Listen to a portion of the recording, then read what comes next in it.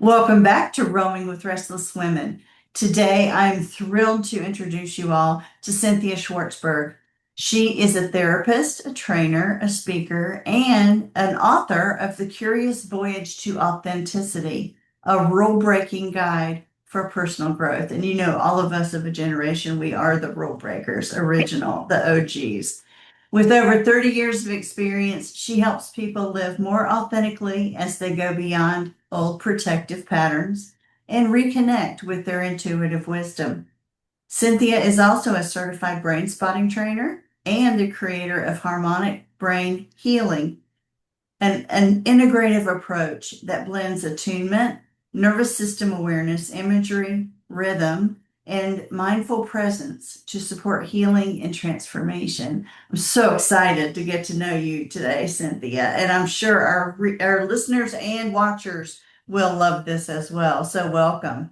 Thank you. Thank you so much. It's exciting to be here and to really Well, meet you and get to know you as well, and all oh, people out thank there. So thanks. Yeah, well, like I said, I started this podcast wanting to talk to wise women, and you are a perfect example of that. So thanks. Thanks for coming.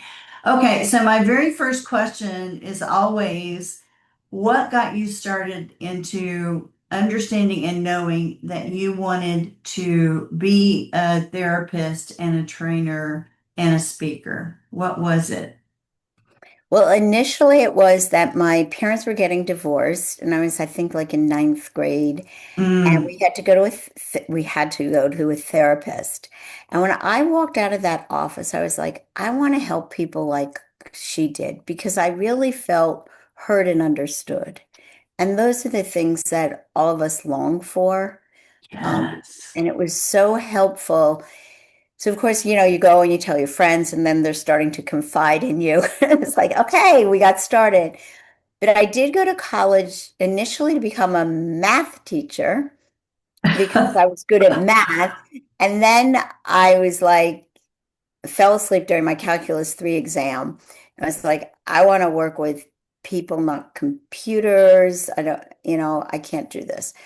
So I started taking a lot of classes in the counseling department, learning about how to counsel, and so, through peer support, there was a special program that we had with NIH. So it was a great Nice. time.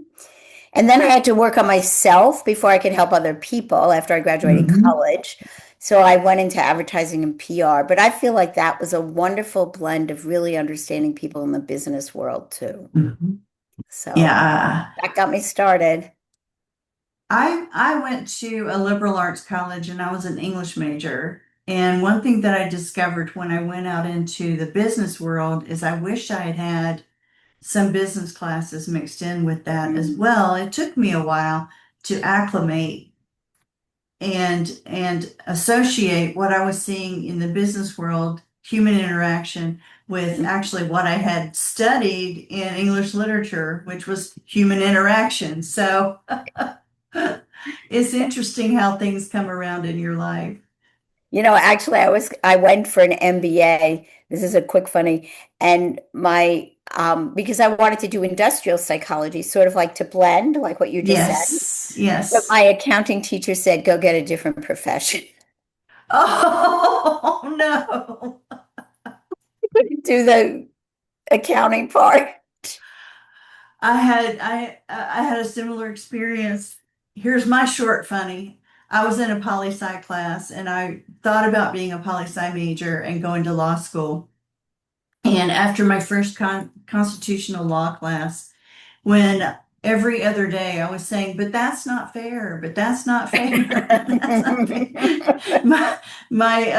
My advisor said, you might want to think Try about a something different. else. He goes, I don't think you're going to be able to get through, non-emotionally. And so, yeah, for sure. So tell me about your the people that you started with when you were started counseling and giving therapy as a professional. Tell me about some of the kinds of things. And this was probably, um, what, 30 years ago you said you had experience, Well, or over was it a 30, little so less? close to 40 now, up 40 plus Wow. now. I Oh, mean, I goodness. got Okay. my social work degree in 84, and that was after being already in business. So it's a minute Okay. ago, as the All young right. say. But one of my first private clients was referred to me. I was at a field placement, and somebody said, I want to connect you with this person. And my supervision was all about learning what you're not capable yet of doing. So this Ah. person was a little bit farther out of my range of comfort to help at that point in my career. So the gift with that was to learn like what I'm capable of and what I'm not. And years later, that also came in handy. And I talk about my story of trying to become pregnant in my book. And I realized that I was not able to work with couples that had problems becoming pregnant because it was just too close for home. So sometimes as therapists, we have to learn our limits as human beings first, right? And so that was a good gift from that. But a lot of my work was working with body, mind, and spirit. So I Mhm. did a process called core energetics, which is working with energy and consciousness, looking at the body, holding that protective muscle armoring so that we are not going to get hurt again. Because our wise brains say, I'm not doing that again. So we don't want to forget it. So we get stuck Mhm. that way in our thoughts. And also, our bodies are like going to say, all right, I'm going to take care of this, right? Yes. So, in that modality, we help people release some of that muscle armoring and come back to their centered heart self space. So that was a big gift of that. And along the way of that, we also had to work with the belief system. So very early on, because I was working on my own personal journey using the modalities from this thing called the pathwork and core energetics that looked at the cognitive beliefs and cognitive behavioral therapy has terms for that. But these snapshot moments in time, we call them those Mm-hmm. images.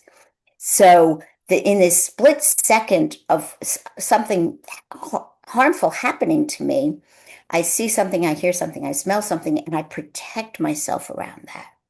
Yep. So I got to learn about that. I got to see working with the body with that, working with different body postures to open up the system. And I have forever like been interweaving all of these tools that I learned along the way into how I work with people and the harmonic brain healing that I developed because that works around these little horrific moments that are not so little. Oh, And then yeah. also in the book, The Curious Mm-hmm. Voyage, I have all these exercises that I've gathered over the years to help other people. So, yeah. That's wow. So, that's one of the things that I absolutely love about talking with life coaches and therapists and HR people, even some, change management, Right. industrial psychology, whatever you want.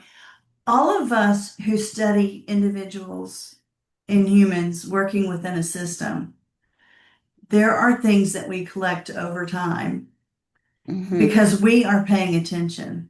We're paying attention to the people, not necessarily the business part of what's going on. We're looking at the people and what the impact is on the people. And we're also recognizing that it's not just that environment that they live in, but they also have a personal environment and how that side and the business side sometimes conflict and cause more harm to the person if they don't know how to regulate through it. Yeah, Um, it's interesting because what I noticed even as a young employee at an advertising agency, we bring to the office our incomplete process. Like I remember my mother said that she goes, I never knew I could enjoy my work like until I met you, or something to that effect. And I said, yeah, I spend 8 hours of my day here. I have to like what I do. Like that's the bulk of your time right. that you're awake. So, people will bring to any relationship our unresolved material. And the more intimate those relationships are, the more material we're bringing to it. You know, Mm-hmm. we don't camouflage it as well. Be, so there's a lot that happens in the office environment that is that, right? Right. And like you were talking about building those muscles not to get hurt again, you automatically bring those from your childhood or from your previous life into whatever business environment that you step in. And that can be harmful for your career. It can be harmful for other people if not resolved. So tell me a little bit more about how you work with people, given your brain spotting and your harmonic health brain healing that you've Yeah, well, mentioned. Hmm. so part of that we bring is our thoughts and our beliefs and our perspectives of how Hmm. people are. So, when we work with the harmonic brain healing, when I Hmm. train with it, I'll ask people to imagine a chair and looking from the right of the chair, the left of the chair, the front, the back, sitting in it, getting this felt sense to open up our minds to alternative perspectives around the something Right. and a Hmm. preferred way of living with whatever this is that happened for us to as we go forward. So with harmonic brain healing, we find this something that we want to work with. And we talk about a preferred way of being with that as we live forward into our lives. And then we work with the visual field in different places of look, of sight, with some rhythm to it. So we integrate Oh.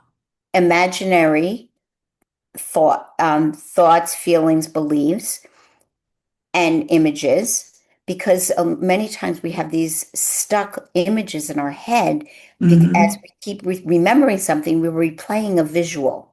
So we shift the visual. We work with eye positions to do that. And and I'll explain that about the eyes. And then we are also changing our relationship to it. And in Right. this nesting through that therapeutic alliance with the therapist of that rhythm, that imaginary um, thinking, feeling, being, and that visual field, because our eyes are so connected to our memories and our visual cortex, we're able to shift like in very short periods of time. It's like we do this process called memory reconsolidation. We open up the brain to help reorganize those files. And it is Okay. such a beautiful process. And people are getting helped by so many different aspects of their life. And it came to me as a brain spotting therapist by integrating different models. Okay. Uh, One is counting, but I've learned rhythm is even deeper and stronger, and it's been used by indigenous people for thousands and Oh, thousands of yeah. years for Yeah. healing. And then the other is, so I was already doing brain spotting, is the imagination, much like sports psychology uses it Hmm. to enhance a movement. So in trauma, we're stuck. We're stuck with our thoughts, our visual field, and our bodies are frozen. So this process is helping to release and integrate it. And it's a tool. It's a tool that, my wish is that some coaches and therapists will like learn this and offer it in the right time for a client to relieve and reorganize their brains. Yes. So do So you have to be licensed to do the You harmonic? have to be able to really work enough with trauma or work in your field Uh-huh. and stay in your lane with it. Oh, So it yeah. Yeah. depends. Like, I don't think I've not felt that it's right necessarily maybe for a massage therapist or a chiropractor, but I have trained coaches with it for sure. And I've trained, people who are very seasoned, somatic experience, EMDR, brain spotting therapists.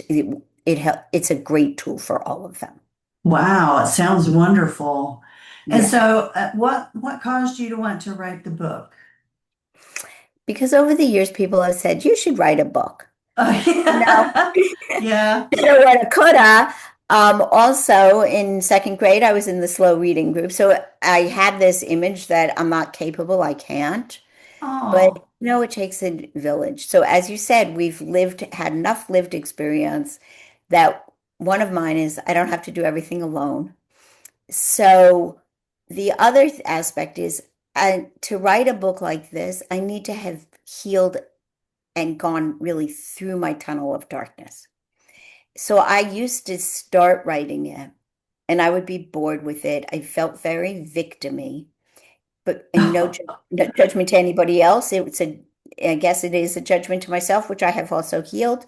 But when I shifted into experience, strength, and hope, as they say in like the 12-step program, offering my story to you to support you, then I was ready to write the book. So I yes. share my own story, clients' stories of going from um, automatic reactions to things in life based on like the way our culture, our religion, our beliefs, our race brought us up to be, and then tweaking what we can along the way of that and living more into our own values and priorities so that we can come from our own intuition. So I take the reader on a Absolutely. journey and I've integrated those stories along the way. It's more like a journey of going from the hero's journey, kind of like Joseph Campbell's, like we all have a movie that we're processing and resolving Hmm. and going through the different stages of that. The reader goes through with the exercises. Each chapter is packed with different processes that you can do on your own. Or now I do classes in it because I don't know, a self-help book. You read it, that's interesting. How many of us like actually Right. sit and do them? I mean, I have Right. literally done some of those myself very religiously, but not every reader can do that or commits to that. Or when it's a stuck place, when you need really outside help, you don't really continue with the book. So Right. I do Right. the classes so that we can heal in community. Well, show me the book again so our Yeah. readers So can this get a is good it. It's look. called The Curious Voyage to Authenticity. And then I also have this journal which complements it. Very But it's nice. not repetitive. So in Yeah. the journal, one of the we go through like setting an intention, looking at our patterns, and then um, looking at releasing our Mm-hmm. protective ways of being. In both of them, it's called going from pride, self-will, and fear, which is from core energetics, to love, power, and serenity. And I do this process of releasing these capes. But in here, I wanted to quickly show you is I do have this thing about connecting to our body. So I show you Oh, where you write all the positive things about yourself in the circle, all the negative things that people have said to you or you speak to yourself about. And then for each of these, you have to write the opposite inside the circle. And then in the class, I guide you through a process, but these are inquiry questions in the journal to help you get through it. So there's just tons of tools like that. those are all very practical and interesting. I find it earlier on in my life, I did a lot more of the self-reflection and the self-criticism and judgment and whatever else. And it's taken me till now to get to some level of kind of steady acceptance of who I am and all with all my flaws and all my whatever. But I never quit discovering new things as I get older, and I'm continually learning. And I think that's a hallmark of a wise woman is that we're never done. We're Mhm. always looking outside of ourselves to find new things to learn about ourselves. Mhm. And a lot of them are surprising later on in life, which is wonderful. Yeah, it's beautiful. I did read an article about older women where there's a part of our brain that's always worried about what other people think that gets a little bit disconnected. Yeah. And but I Oh, also believe me, noticed, I completely like hacked that one off a while right, back because it wasn't serving me at all. right. No, we got to get rid of it. And then the other thing that I've also noticed in my own practice with people is that they're coming in with things that have been tucked away for like the 20, 30, 50, 40 years because as women, especially our generation, we had to do so much. We have to get the Yeah. education, to get the career going. Like in this wanting to do all of that, we had to put many things aside, Yeah. And ourselves especially being the during the first on raising that list. children time, Oh that yeah. We we can become, reflect more now. oh, for sure. It's really Which, interesting. I've spoken to so many women who wake up at some point and mhm, go, you know what? I don't even know who I am right now right. because I, the thing that went on the back burner was me, you Yes, know, and that's just what for I've many noticed years. coming in the office now for older women. And the Yeah. gift is the healing time. Though it's Yeah. still, like as you said, it's like never ending to keep growing. Unbelievable. Well, it sounds wonderful. How can people get a hold of you, Cynthia? So my website is Synthesis. It's a play on words. So it's CYNTHAS as in Sam, I as in ice cream, S as in Sam.com. Um, synthesis.com. Okay. Yeah, CYNTHASIS.com. And on there, I do have a lot of free handouts for supporting people with grounding, authenticity. Um, I have this deck of like cards, like pick a letter and live into it for the day, around authenticity. So there's a lot that's free there. Sometimes I give free talks. So that's for Nice. anybody and everybody, and anybody like coaches and therapists that want to get trained in the modalities. Go to the events page, has my calendar of when things are coming up. And then we also just have like descriptions of the different things that I offer. But I do sessions for individuals, whether they're professionally trained or not, Mm-hmm. as well as professionals who want some consultation, either one-ups or if they are brain spotting therapists, I have for those as well. That And, sounds great. Well, I will make sure that gets into the show notes for sure. and So people can go and check it out for sure. yeah, yeah. Okay, I have three questions that I ask everyone at the end of every session. Okay. And yours has been wonderful. I wish we could go on. But my first question is if you could close your eyes for a moment and describe to me what you see in your mind's eye when I say wise woman. Well, I just see an outline of a wise woman, like Okay. a silhouette of this very sturdy, bright lit woman. What makes her wise? The first word that comes to me is her presence. Yes, that's beautiful. Thank you. She's all there, right? I love it. Okay, so my next question is, where do you like to roam, Cynthia? The woods. Yeah? I What about the love woods? nature. Yeah? Well, I love the woods that has running water. One time I used to feel like my eyes are happy when I see certain things. But when I Mm, was in the woods and I was listening to these waterfalls, it's like, oh, my ears are happy. And then when you yes. listen to the birds and the songs of the birds and the soft soil under your feet, it's just like my senses wake up. I love that. I love the whole what makes my eyes happy? What makes my ears happy? That's beautiful. I'm going to Mhm. remember that. Okay, so what makes you restless, but in a good way? exciting things to look forward to whether it's being with friends and family, like an event that's going to come, and also to be in traveling and learning about new cultures and spiritual things. Like I love Yes. the ancient wisdom.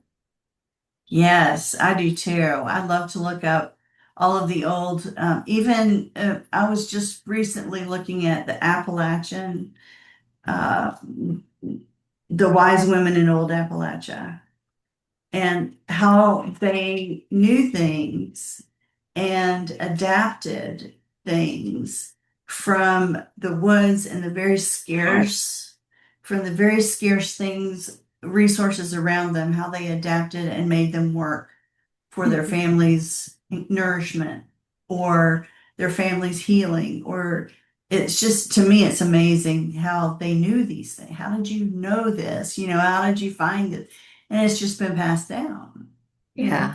Trial and error, learning like everyone else, but Yeah, we it's were kind of just in Guatemala. amazing.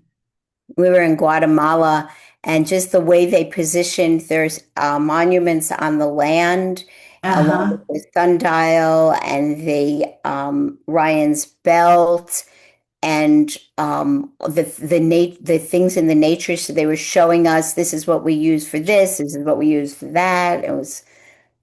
It's beautiful. It's Yeah. it's it's amazing how much wisdom there is that we haven't lost. We just have quit looking for it sometimes. Or we think we have to like prove it to use it. Right, right.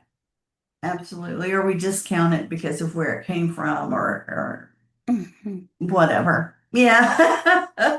I agree. Well, thank you, Cynthia, for being on the show. I really appreciate it. Guys, if you want to go take a look at Cynthia's book, I'll make sure that to get her website in the show notes so you can go and take a look at that and see what her services provide. And if you're interested in learning or certifying or just basically checking out Cynthia's story, go there and we'll see you the next time. Thank you. Thank you so much. Julie Noonan here. Thank you so much for listening to Roaming with Restless Women. If you're a successful senior woman leader who would like to be on this program, please visit podcast.intuitivewisdomcoach.com. If you enjoyed this interview, please share this episode on social media and make sure to subscribe so you don't miss any future episodes. Your thumbs ups and reviews go a long way.